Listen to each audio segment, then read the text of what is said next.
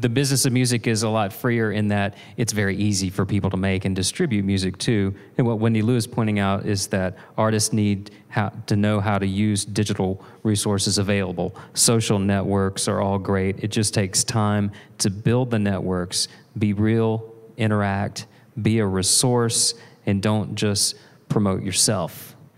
And you see that a lot out there where people that fall into the trap of just honking of you know, it's 10% off of this today, and they don't make any effort to really build those connections. But music is intrinsically about that connection. It's really about reaching people and making that connection that you can't make in any other way as anywhere else. No, you know, you put the business aside, and music is about that sort of intangible you know, wavelength, that the notes and the lyrics that come out to you. So why not play into the natural way of things when you're in the business of music and make those connections in social networks, in your personal lives, etc., whether or not you get paid? In a sense, that's sort of what I was getting at a moment ago about treating it as a small business, not in that real prosaic, you know, we open at 9 o'clock and we close at 5 p.m., but what a small business has to do in 2010 to survive against, you know, I mean, if you're a little small record store, you know, how are you going to survive against Best Buy? Well, you're going to get on Twitter, you're going to Facebook, you're going to send out your announcements of your sales and what has come into the store. You know, Best Buy doesn't do that. They've got their mega website, and they just presume everybody's going to come to them, but the small business has to go the extra leg or length, and I think a musician sort of has to do that too. And the side benefit to that is that social networking aspect in particular really, in a lot of instances, brings the audience and the artist closer together in a way I don't think people really anticipated. When Twitter and Facebook started,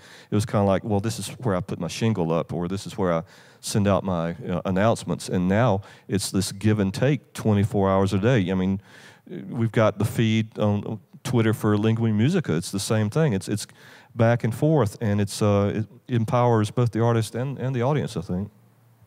I mean, for me, one thing about technology that is really lovely is that it allows me to live here, you know, in the mountains. I mean, for years I lived in a big city. I grew up in a big city, and then when I lived in nature, I really love nature. And because part of the musically of what I do is so specific, I play with all different genres of music, and that's how I basically survive here in the mountains.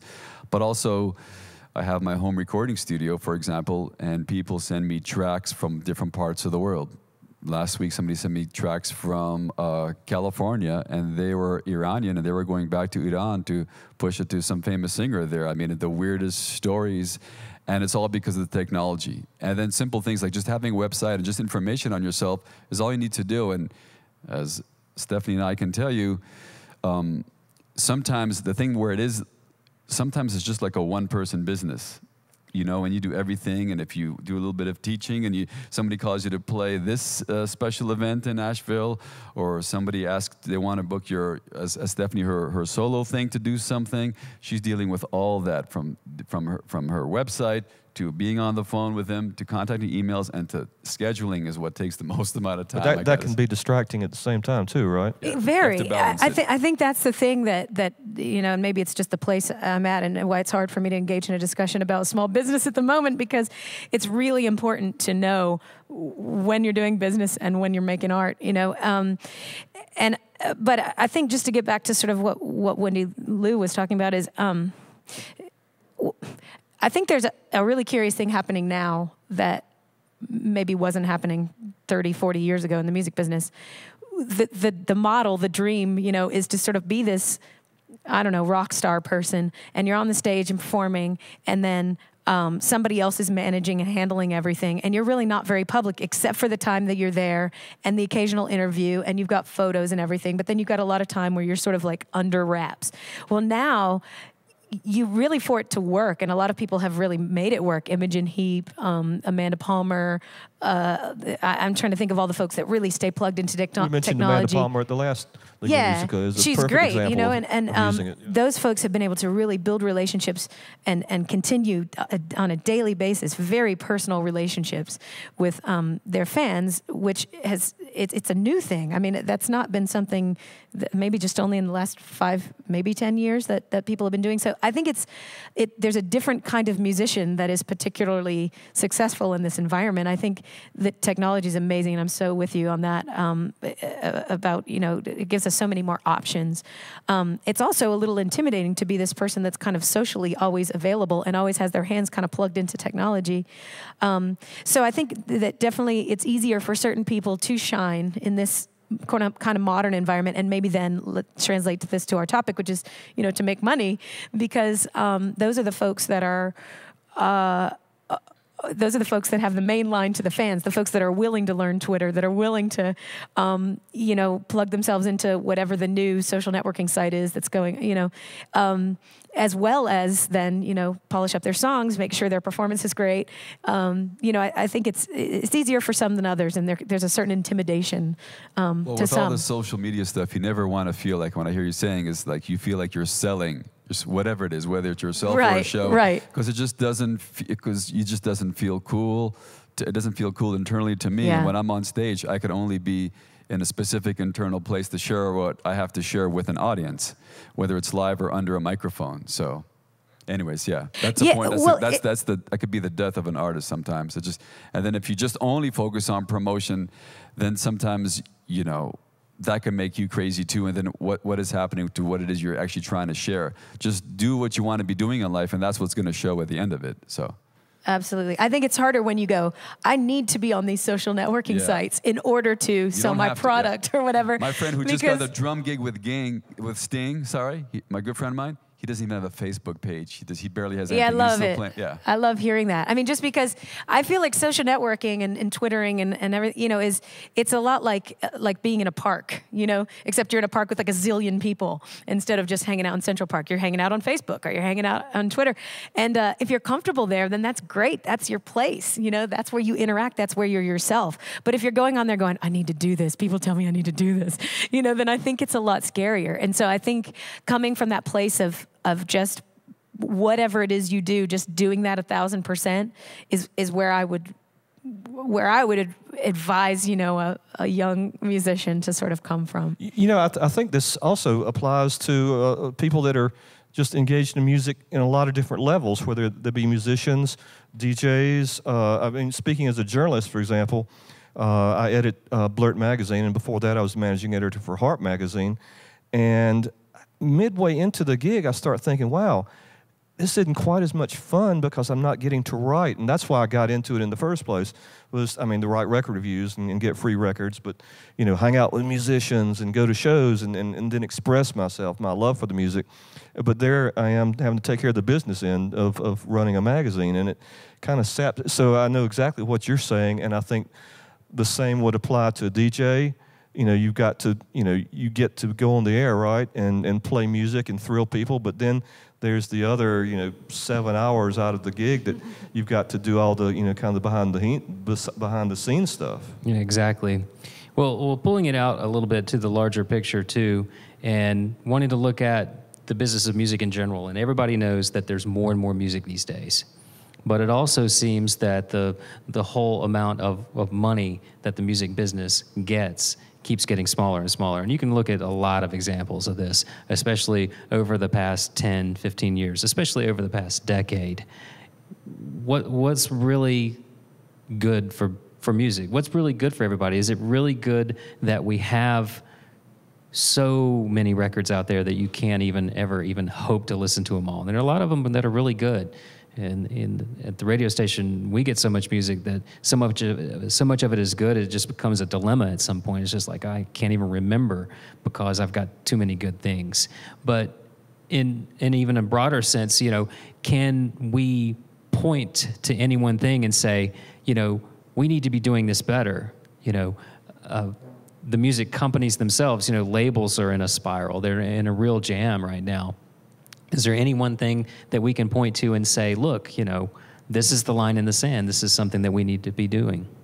Well, you ask what's good. I'll tell you what's bad, and it's just like the American economy. All the top wage earners are kind of sequestered at the very top. Like what is it, 1%?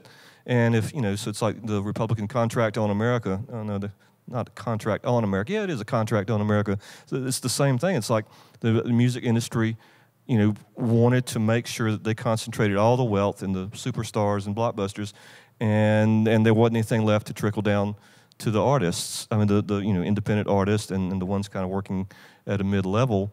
And so there's got to be a way to kind of prize that money away. And some of the things we're talking about is how they do it. They figure out ways, alternate sources of revenue.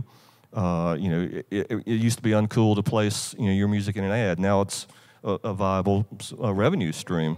Yeah. Yeah. Well, you can risk some of your hardcore fans with that Volkswagen ad. Jeff Tweedy. It happens. Yeah, but I agree. I mean, I think that's really shifting, because, it used to be there all kind of bands would say all over their website, we never would sell a song to a commercial. And now people are going, please, commercial, call us, because we really want to put our song in there so you'll give us enough money to pay rent for the next 3 months, Well, and getting back to what you said about what's good, I mean, I think it's incumbent upon the fans to kind of step up and do, we've kind of been passive consumers and observers for so long. Maybe the transaction becomes we as music fans have to be more supportive. If that means going out and see live music, if it means buying the music off their websites and supporting their labels, if it means if you're out there stealing the music by downloads, folks, well, you should be ashamed of yourself. But beyond that, at least go the extra step and spread the word about the band and get on your own Facebook, Twitter, and do the networking forum. I mean, there's always a way. Yeah, that's a good idea. If you steal a song, you have to do like a certain number of Twitters or something about the band. That'd be awesome. Steal a song, you got to do 10 Hail Marys on Twitter. You have to earn it. Yeah. Can I say one little thing? And I think part of the reason all this music business is in trouble right now because it's just one of the backlashes and symptoms of the whole economic crash that started a few years ago. And just people are overextending themselves, we found out. But they're also overextending themselves musically. The whole major music industry that, took about 30 years or so to develop, even a little longer, but just in that span, what happened to it? And it crashed, and and a lot of it crashed for a good reason because it was overextended monetarily and in fame, and which is part of this whole ego consciousness that we're trying to walk away of. I think right now as we enter this new decade, and only the people. So in other words, there was too many people trying to get rich on music. Everybody thought, wow, I can actually make money on this, but really the people who last for decades. And I've played every kind of gig you could think of, and any kind of venue you could think of, any kind of human event you could think of. It's like at some point in their life, whether they were 5 years old or 20 years old, just knew something inside them. They had to share this with somebody. But not only that, they worked on that day in and day out for things. And I feel like, because the dark side can get really dark. And maybe all professions are like this. I've only been a professional musician, but I've been it since I've been 13 years old. But the dark side seems really dark, and it's exposed. Like people, just like we're all talking about, everybody knows this. I don't know the dirty side of, like, for example, being a anesthesiologist. Anesthesiologists do have a dark side. Because you don't know what they're doing while you're asleep. Hey, on the brighter side, we've got a good comment.